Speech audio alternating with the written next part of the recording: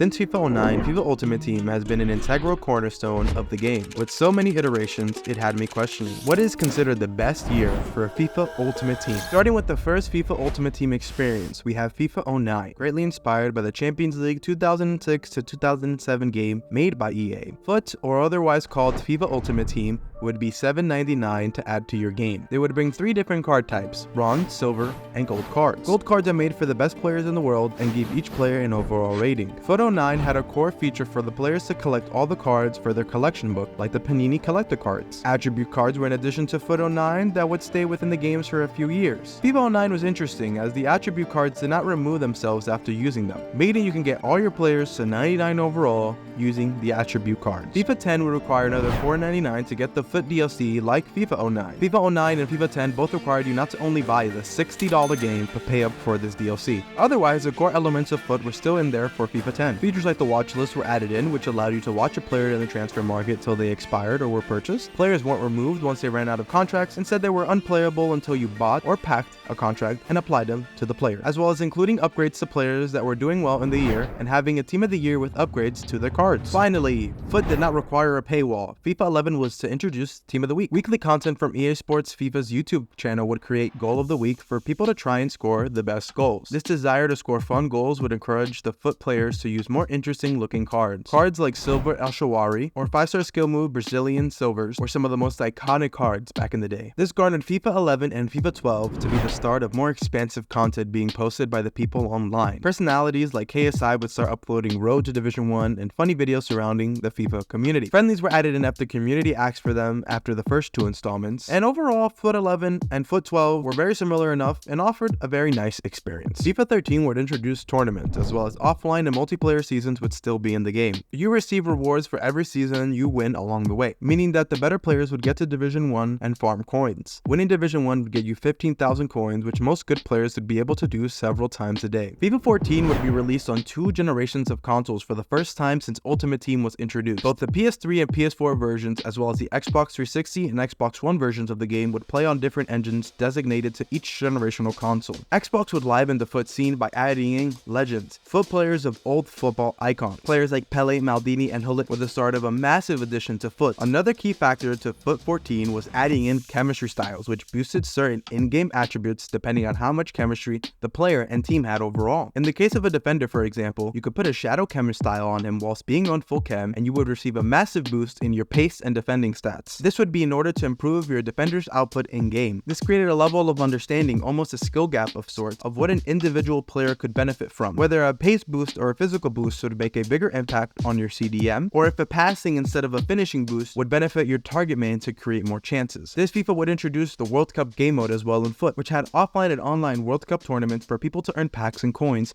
if they won the whole thing. Any packs opened within the World Cup FUT game mode would become a gold pack in the regular FUT. With the World Cup being at the end of the FIFA cycle, pack weight was increased on certain special cards and made it so that many of the bid cards would decrease in value from the added coins because of the packs being open, causing a big market crash.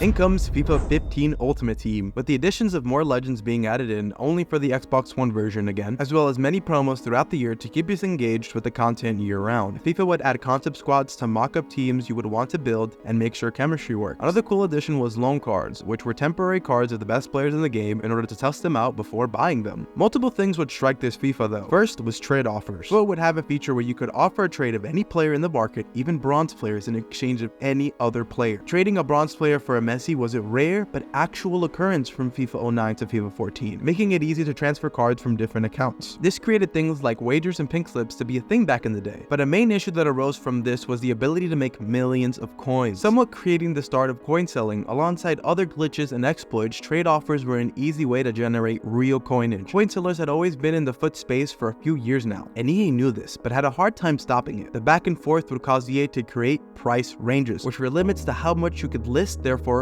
sell your cards. The uproar from the community was massive. Creators and players of FUT alike were very upset. This caused many of the cards to go extinct and many FUT players to lose millions of coins in seconds. The drama surrounding FUT had to be put aside for the release of FIFA 16. Whilst nice graphics and in-game improvements were great, what about FUT? Would price ranges be in the game? And would trade offers come back? What new additions would be added in to create a bigger FUT landscape? Price ranges would be back. Trade offers would actually never come back, unfortunately, but there was one big addition that would be added in: FUT drafts. Nowadays, drafts seem somewhat of an afterthought, but at the time, this was crazy. You could play with some of the best cards in the game for 15,000 coins or 300 FIFA points and get packs at the end of it. This created a great range of opportunities for players to have a variety of choices on what game mode to choose in FUT, turning many FUT players to play the game for longer and engage with the features offered, leading to more conversions of EA's biggest cash flow: FIFA points. With the great engagement from FUT drafts, FIFA 17 would introduce FUT's biggest game mode,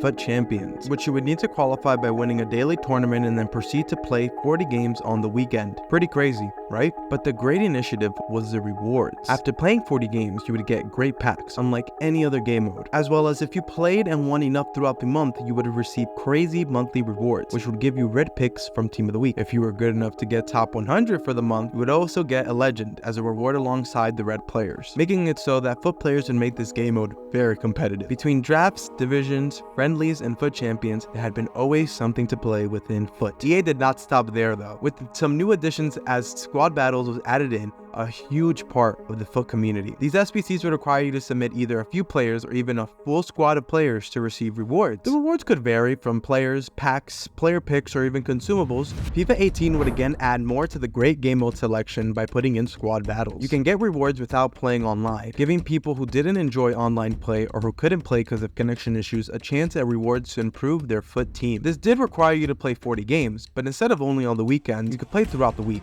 getting your rewards on Sunday instead of waiting till the next Thursday like the FUT Champions reward. The only issue came from this would be the amounts of games you would have to play in order to engage with all the content FUT had to offer. Progressing through divisions on a weekly basis, your daily knockout tournaments to qualify for FUT Champs, the 40 games of FUT Champs on the weekend, and 40 games of squad battles during the week. Another great addition would be the weekly and daily objectives that could earn you packs or even players. On top of this, EA would add in a World Cup FUT game mode, similar to the FIFA 14 World Cup game mode. Packs opened in the game mode would unlock gold packs in the regular FUT, and again causing a really big market crash since the game was at the end of its cycle. FIFA 19 would take the good from the last few years and further apply it, this time easing on the difficulty to qualify for FUT Champ. EA would make it so that you could qualify by playing divisions, so they would change divisions. They would rename it Division Rivals, and this time you would get points for winning games and you would lose points for losing games. Certain divisions would have thresholds in order to play in it. It was the player's goal to consistently play and win in order to get to the high divisions and not get relegated. FUT Champs would change from 40 games to 30 games, and if you played enough, you wouldn't even have to play rivals during the week to qualify again, making it so that the better players do not have to play as much to get more from the game. Promos had always been a part of the game for the last few years, growing every year, year-round, but this time in FUT 19, they would bring even more promos to the yearly cycle. The consistent content would create feedback loops for the FUT players coming by every Friday to see what EA had to offer, even overloading the servers for very big promos like Team of the Year or Team of the Season. FIFA 20 would put an emphasis on objectives. They would introduce seasons, which would have a level up XP system with different rewards. Seasons would last 5 weeks whilst having milestone objectives, which could be in the game forever, and some timed events like the season objective. Weekly promos with player objectives, SBC cards, and players and packs were the norm of FIFA content, and when the lockdown would happen, EA Sports would replace the Team of the Week with Team of the Week moments. Team of the Week moments would just be previous Team of the Weeks from older FIFA. Team of the Season would be replaced with Team of the Season so far, since the season wasn't done at the time. The lockdown made it so that EA would have to change their yearly footies tradition and replace it with Summer Heat, again prioritizing player objective cards. FIFA 21 took a chance at something EA seemingly wasn't taking advantage of: video game cosmetics. EA Sports would add customization to your club unlike any FUT before it. You were able to change the colors to everything in the stadium and add in tifos and sound effects. EA would also add these in objectives, SBCs, and packs, releasing some through the store market from time to time as well. Kits and badges would be given the same treatment, and a big feature added in was co-op. This was made so you could play with your friends in all game modes besides FUT Champs, and whilst playing the game you could play with your friend's squad or even your squad. FIFA 22 would get revamps to Division Rivals and FUT Champions. Rivals would work in stages and ranks in between each division. Every win will advance you one stage and will get you closer to a new rank, and if you win enough, you earn a win streak which will reward you with a 2x multiplier for every further win you get until you lose. There are also checkpoints in every division to keep you there no matter how many losses you suffer, so you could stay at a competitive level. Each week you earn rewards based on the number of wins you get, as well as seasonal rewards on how many matches you played. FUT Champs Revamped now requires you to play enough rivals to qualify for qualifiers. Similar to the knockout tournament you would have to do in FIFA's before, you would have to win a certain amount of games within the 10-game limit to qualify for FUT Champs Finals, which is now only 20 games to get the best rewards in FIFA. FIFA 23 would decide to change one of the key features of FUT,